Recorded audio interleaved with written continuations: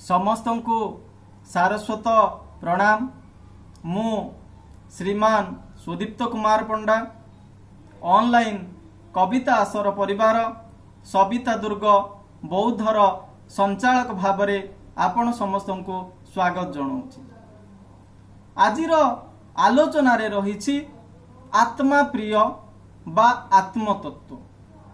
आपण माने आत्मचक्र विषय शुणी कि जोठी भल पाइबार कथा उठी स्त्री कहीं निज स्वामी को भल पाए जानते कि स्त्री निज पाई स्वामी को भल पाए स्वामी पाई नुहे। ठीक सही भली पुरुष मध्य निज स्त्री को भल पाए स्त्री पाई नुहे निज पाई भल पाए। निज पाई पुत्र मानंकु स्नेह करंती पुत्र मानंक पाई नुहे।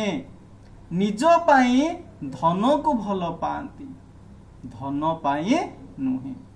एवं ठीक सही परी पशु मानंक पाई पशु को केही भल पाती नाही पशु मानंक पाई पशु को केही भल पाती नाही निज पाई। ए जो तत्व रही केवल निज पाई ही समस्ते अन्य को भल पाती ये तत्व होची आत्मतत्व बा आत्मा तत्व बा आत्मा प्रिय।